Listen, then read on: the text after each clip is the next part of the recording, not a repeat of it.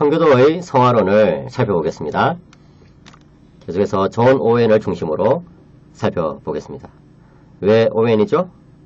오웬이 잘 적었으니까, 자세히 잘 적었으니까, 성경적으로 잘 설명했으니까. 하지만 저는 엑기스만 뽑아서 설명드립니다. 그것을 다 설명하려면 한 학기 강의 새로 해야 될 것입니다. 예. 청교도 신학에서 성화론이 아주 중요하다는 것을 우리는 알 수가 있어요. 청교도들의 칭의론만을 딱 잘라서 보면 어떻습니까? 그들 결코 성화론을 무시하지 않았겠구나 하는 것을 알 수 있어요.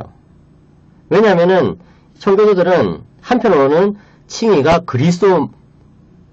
그리스도를 믿음으로만 이루어진다 이렇게 주장을 했지만, 또 한편으로는 이 칭의는 그리스도와 연합되어서 이루어지기 때문에, 그렇죠? 당연히 성화의 과정이 따라 나온다는 것을 생각한 거예요. 그러니까 여러분, 이 그리스도와의 연합 교리가 얼마나 중요한지 아시겠죠? 그죠? 모든 것은 그리스도와 연합되어서 이루어집니다. 우리 신자의 삶은 어떤 삶? 그리스도의 생명으로 사는 삶. 그리스도의 보혈이 우리 안에서 흐르고 있습니다. 참 이게 놀라운 거예요, 여러분. 그리스도의 보혈이 어떻게 흐르고 있습니까? 영적으로 흐르고 있다는 거예요. 우리의 피가 예수님의 피하고 똑같다는 것이 아니라 우리 안에 그리스도의 보혈의 능력이 매 순간 흐르고 있습니다. 그렇기 때문에 여러분, 청교도들은 역사상 가장 거룩한 사람들이라는 별명을 가지고 있죠. 그죠? 예. 물론 청교도들을 좋아했던 사람들이 이런 별명을 지었겠죠. 예. 청교도들을 싫어했던 사람들은 저런 위선자들을 봤나, 저런 엄격주의자들을 봤나, 저런 바리새인들을 봤나 이렇게 비판하기도 하지만 사실은 그렇지 않아요. 그들의 삶을 정말 자세히 관찰하면요, 정말 거룩한 삶을 살았습니다. 물론 청교도들 중에서도 성격이 이상한 사람도 있었겠죠. 사람은 완벽하지 않으니까요. 그런데 전반적으로 봤을 때 이 청교도들은 참 그 삶이 본받고 싶은 부분이 많아요. 그래서 저는 이 청교도 신학을 가르칠 때마다 어떻게 하면 이 사람들처럼 살아갈 수 있을까, 이것을 고민합니다. 여러분, 청교도들을 여러분들이 배울 때에 단지 머리로서 배우지 말기를 바랍니다. 신학은요, 그렇게 할 수가 있는 게 아니에요. 신학은 반드시 삶과 연결되어 있습니다. 그렇기 때문에 우리가 플라톤처럼 살지 않으면서 플라톤 철학을 얼마든지 연구할 수는 있겠지만, 청교도들처럼 살지 않으면서 청교도들을 연구한다, 이것은 말이 되지 않습니다. 기억하시기 바랍니다. 존 오웬은 뭐라고 말하느냐? 거룩하지 못한 자들이 이후에 지복의 상태에 들어가게 될 것이라고 상상하는 것만큼 미련하고 유해한 것은 없다. 이게 존 오웬이 말한 것을 제가 이제 가지고 온 거예요, 그냥. 여기서 말하는 지복의 상태는 뭡니까? 이제 쉽게 말해서 완성된 천국에 들어가는 상태, 죽고 나서 하나님을 뵙는 그 상태를 말하는 거죠, 그죠? 거룩하지 못한 사람들은 쉽게 말해서 천국 못 들어간다, 이 말이에요. 예. 그렇게 생각하는 사람들은 어떤 사람? 미련한 사람. 그런 사람들은 유해한 사람들, 쉽게 말해서 해를 끼치는 사람들이라고 말한 거예요. 그러니까 갑상구원이란 것은 오웬의 사전에서는 있을 수가 없어요. 그냥 단지 몇 마디 말로만 저는 예수님 믿습니다 라는 몇 마디 말로만 천국 갈 수 없다는 거예요. 한마디 말해가지고. 뭐가 따라와야 된다? 삶이 따라와야 된다. 거룩한 삶이 따라와야 된다. 그렇지만 여러분, 제가 여러 번 말한 것처럼 순서를 잘 기억해야 돼요. 칭의 다음에 성화가 뒤따라 나오는 거예요. 뭘로써? 결과로서. 뭘로써? 증거로서. 뭘로써? 열매로서. 그렇지만 반대로 성화가 이루어질 때 비로소 칭의가 이루어진다, 그때 칭의가 완성된다, 이렇게 생각하면 안 돼요. 아시겠죠? 칭의 다음에 성화는 반드시 따라와야 돼요. 그렇지만 그것은 칭의의 결과와 증거와 열매가 되는 거예요. 칼빈이 말한 것처럼 하나님은 이중적 은혜를 주십니다. 두플렉스 그라티아라고 이렇게 이야기하죠. 예, 두플렉스라는 말은 이중적인, 더블 이런 뜻이에요. 그래서 단수를 썼죠. 그라티아. 예, 하나님은 두 가지 은혜가 아니고, 두 가지 은혜들이 아니고 이중적인 은혜를 준다는 거예요. 은혜의 한 측면은 뭡니까? 그것은 칭의의 은혜예요. 다른 측면은 뭡니까? 성화의 은혜예요. 이 두 가지는 아주 긴밀하게 연결되어 있어요. 칭의는 주셨는데 성화를 안 주시는 법이 없는 거죠. 그런데 동시에 구분될 필요는 있는 거예요. 왜냐하면은 로마 카톨릭처럼 칭의와 성화를 섞어버리면 어떻게 됩니까? 신자는 구원에 대한 불안감에 시달리죠. 죄를 지을 때마다 나는 칭의 못 받았을 것 같아. 나는 하나님 안 믿는 것 같아. 나는 하나님께서 나를 버리신 것 같아. 이렇게 생각한다는 거예요. 특별히 그보다 더 심각한 문제는 그리스도의 십자가 대속의 의미가 매우 약해지고 말죠. 예수님께서 우리에게 칭의를 주실 때 그렇게 절반만 주신다고 하면은 십자가 대속이 왜 필요했겠습니까, 여러분? 왜 주님께서 그렇게 가진 고난을 당하시고 또 십자가에 못 박혀 죽으셨냐는 거예요. 반쪽짜리 칭의만 주기 위해서? 그게 아니죠. 그렇기 때문에 여러분, 우리는 칭의와 성화를 절대 섞어버려서는 안 돼요. 근데 또 반대로 현대 우리 한국에 있는 기독교가 이제 가끔씩 말한 것처럼 이렇게 칭의와 성화를 따로 떼어넣어버리면 또 안 돼요. 어떤 사람들은 예수 믿으면 천국 갑니다 이렇게 말하거든요. 그러고 나서 성화에 대해서 가르치지를 않아요. 그게 바로 칭의와 성화를 떼어놓는 그런 나쁜 행동이죠. 칼빈은 뭐라고 말합니까? 하나님은 거룩하게 하지 않을 사람들을 의롭게 하지 않으신다. 제가 제 말인 것처럼 썼지만 사실은 칼빈이 말했습니다, 여러분. 사실 이 강의에서 좀 멋진 표현들은 다 칼빈이 말하거나 루터가 말하거나 청교도들이 말했다. 아니면 아구스티누스가 말했다. 이렇게 생각하시면 돼요. 예, 뺏겨와서 죄송합니다. 하나님은 거룩하게 하지 않을 자들을 의롭게 하지 않으시죠. 다시 말해서 하나님께서 칭의하신 자들은 반드시 성화의 길을 가게 하신다. 칭의 이후의 성화는 꼭 필수적으로 반드시 열매와 결과로서 따라오게 되어 있어요. 그죠? 그래서 아까 말씀드린 것처럼 열매, 결과, 또 무엇입니까? 표시, 예? 칭의의 표시로서 비슷한 말이죠. 그 다음에 칭의가 나가는 길로서 반드시 따라온다는 것이죠. 그 다음에 감사의 삶으로서 성화의 삶이 반드시 뒤따르게 되어 있다. 이런 내용들을 청교도들이 잘 가르쳤습니다. 우리가 앞에서 본 것처럼 오웨는요, 칭의론을 매우 성경적으로 아주 정교하게 전개했는데 참 그런 사람이 또 성화론에 있어서도 그러한 것을 볼 수 있어요. 칭의를 잘 정리한 사람이 성화론을 또 잘 정리할 수가 있죠. 반대로 칭의론이 흔들리면 성화론도 역시 흔들리게 돼 있어요. 다시 말해서 칭의론에 있어서 이 인간의 공로를 슬그머니 가지고 오는 사람들은 성화에 있어서도 반드시 인간의 공로를 슬그머니 가지고 오게 되어 있습니다. 그래서 안 됩니다, 여러분. 오해는 성화를 또 정의 내리기를 이렇게 말합니다. 길죠. 같이 한번 읽어보겠습니다.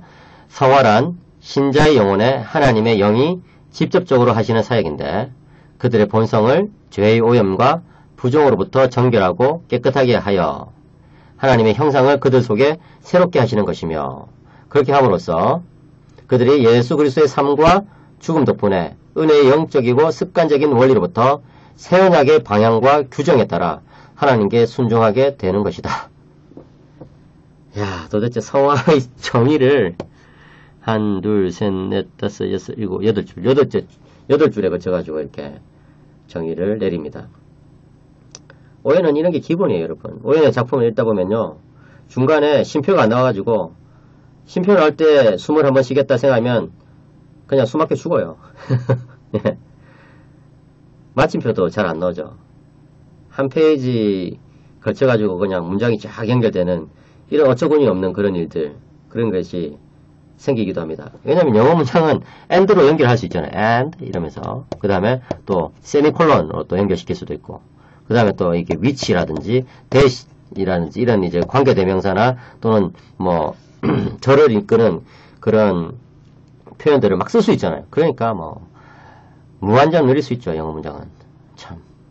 성화란 무엇입니까? 성화란 신자의 영혼에 영혼에 하나님의 영이 직접적으로 하시는 사역이다. 한마디 말해서 성화란 성령님의 사역이다. 성령님이 직접 영혼에 들어와서 역사하시는 사역이다.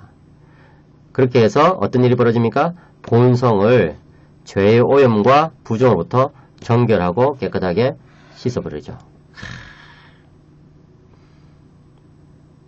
칭의에서 사실 벌써 새로운 본성을 받았어요. 그런데 죄의 오염이 있거든요. 부정이 있거든요. 그러니까 비유하자면 집을 나갔다가 들어온 탕자가 그 옷에 냄새가 나잖아요, 여전히. 그것도 못 쓸 질병이 걸렸을 수도 있거든요. 그런 것들이 칭의 받을 때 한 번에 없어지지 않죠. 오염과 부정은 성화의 과정 속에서 조금씩 사라지게 됩니다. 그러면서 어떻게 됩니까? 하나님의 형상을 그들 속에 새롭게 하시죠. 그죠? 그래서 그들이 예수 그리스도의 삶과 죽음 덕분에 이게 칭의의 근거였던 것처럼 성화의 근거가 됩니다. 예수 그리스도의 삶과 죽음 덕분에 은혜의 영적이고 습관적인 원리로부터 새 언약의 방향과 규정에 따라 하나님께 순종하게 된다. 여기서 은혜의 영적이고 습관적인 원리, 이 습관이란 말이 들어갑니다. habitual. 여러분, 이 로마 카톨릭에서 은혜의 습관을 주입받는다 이런 표현이 나온다고 했죠, 제가. 그죠? habit of grace. 은혜의 습관이 주입되는 거예요. 쉽게 말해서 로마 카톨릭에서는요, 은혜의 습관이 우리 신자에 들어가지고 그냥 신자께 돼버리는 거예요. 그런데 이 오해는 그런 비슷한 용어를 쓰긴 썼지만 그것을 아주 성령론적으로 전환시켜버려요. 무슨 말입니까? 은혜의 습관을 우리가 소유해버리는 것이 아니라 은혜의 영적이고 습관적인 원리가 우리들 안에 이제 들어온다는 거예요. 어떻게? 성령님의 사역을 통해 가지고. 성령님의 사역을 통해서. 그래서 이제 성령님과 더불어서 계속해서 이 성화의 삶을 살아가는 것. 이것이 습관적이거든요. 그것은 계속된 훈련 가운데 이루어지는 거거든요. 그러니까 습관적인 원리라는 말을 쓰지만 아주 성령론적으로 쓴다. 기억하시기 바랍니다. 그래서 어떻게 살아가게 됩니까? 새 언약의 방향과 규정에 따라서 하나님께 순종하게 되죠. 오연의 성화로는요. 이제 어떤 특징이 있느냐 살펴보겠습니다. 오연의 성화로는 첫째로 아주 삼일체적이에요. 오연은 어떤 신학자냐? 삼일체의 신학자다. 이런 별명이 있어요. 그렇기 때문에 신학의 모든 영역들을 삼일체적으로 늘 또 설명하거든요. 아주 탁월해요, 여러분. 그래서 오연의 성화로는 삼일체적이죠, 또. 오연은 신자의 성화라는 것은 하나님의 본성에 매우 합당하다고 이야기합니다. 성부의 본성이 바로 거룩하심이니까. 그렇기 때문에 오연은 신자가 그리스도와 연합을 이루기 때문에 성화가 필수적이라고 또 주장해요. 성자께서 등장하시죠. 그리고 오연은 성화가 성령의 필수적인 사역이라고 이야기합니다. 그래서 성부, 성자, 성령 이렇게 등장합니다. 제가 이것을 오연의 작품에서부터 직접 찾아서 적은 것인데 찾아보니까 많이 나와요. 아주 삼일체적인 그런 구조가 참 잘 드러납니다. 오연은요, 성화란 짧게 말해서 아까 제가 이제 말한 이 8줄에 걸친 긴 데피니션 그것과는 달리 이제 좀 짧게 말하자면 성화란 예수 그리스도를 통해서 성령에 의해 하나님의 형상을 닮아가게 되는 우리 본성의 총체적 갱신이다라고 그렇게 데피니션을 내리거든요.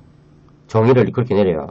참 또 짧게 써주기도 하네. 고맙네. 근데 이 짧은 이 정의는요. 아까 이 8줄의 긴 정의 바로 뒤에 이제 붙어 있어요. 이게 되는 것이다 해가지고 세미콜론 하고 나서 다시 말하자면 성화란 이것이다 이렇게 써주거든요. 네, 성화란 짧게 말하면 뭡니까? 예수 그리스도를 통해 성자를 통해 성령님에 의해 하나님의 형상을 닮아게 되는 것이다. 이 짧은 문장 안에 삼일체를 딱 설명했잖아요. 그죠? 성화를 삼일체적 관점에서 이토록 간단 명료하면서도 성경적으로 정의하는 사람은 아주 드물어요. 그래서 그런 거구나. 다시 한번 읽어보겠습니다. 성화란 시작. 성화란 예수 그리스도를 통해서 성령에 의해 하나님의 형상을 닮아가게 되는 우리 본성의 총체적 갱신이다. 멋지죠? 오해는요, 또 성화론 역시 언약론적 배경에서 이해합니다. 칭의를 언약론적 배경에서 이해한다고 했죠, 그죠? 그런 것처럼 성화론도 언약론적으로 이해합니다. 오해는 성화의 정의를 새언약의 방향과 규정에 따라 하나님께 순종하게 되는 것이다, 이렇게 이야기했죠, 그죠? 저기 좀 긴 정의에서 보시면은 이 새언약의 방향과 규정에 따라 하나님께 순종하는 것이다, 이렇게 이야기를 했죠, 그죠? 예. 사실 이 긴 정의에서도 역시 삼위일체가 등장하잖아요. 하나님의 영, 성령이죠. 그 다음에 예수 그리스도의 삶과 죽음 덕분에 성자, 그 다음에 하나님의 형상, 성부, 그죠? 그 다음에 하나님께 순종하는 것이다, 성부, 이렇게 생각할 수 있죠. 물론 여러분, 오웬이 하나님이라 말을 썼을 때 성부, 성자, 성령을 다 뜻할 때도 있고, 또 성부만을 뜻할 때도 있고, 뭐 그렇게 이제 구분이 잘 되지 않죠, 사실. 그래서 여기서 하나님의 형상이라 했을 때 뭐 성부의 형상 이렇게 말할 수도 있고, 사실은 하나님의 형상이신 예수 그리스도 이렇게 또 생각할 수도 있고, 그렇게 할 수 있는데, 어쨌든 중요한 것은 성부, 성자, 성령이 다 드러나는 그런 정의를 이제 내리고 있다는 건데, 어쨌든 이 끝부분에 뭐라고 말합니까?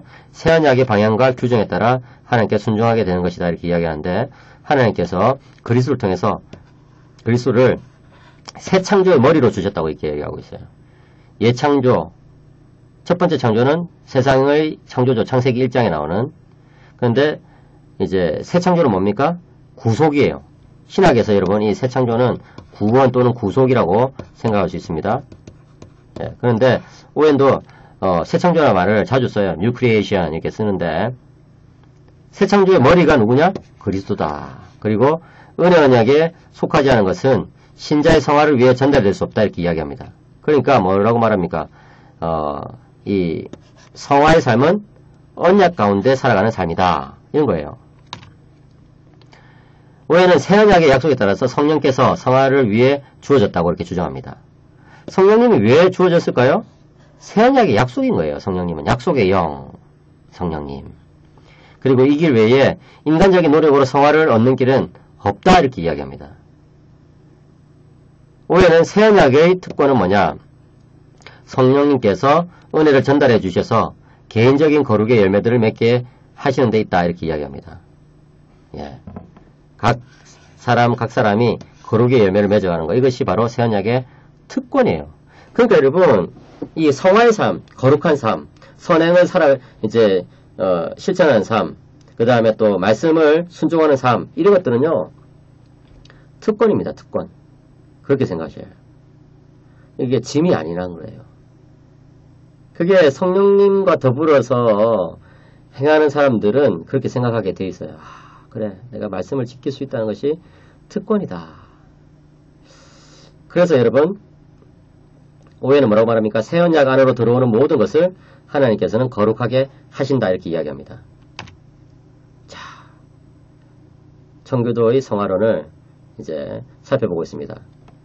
다음 시간에 두 번째로 존 오웬을 중심으로 한 번 더 이제 청교도의 성화론을 또 자세히 고찰하겠습니다.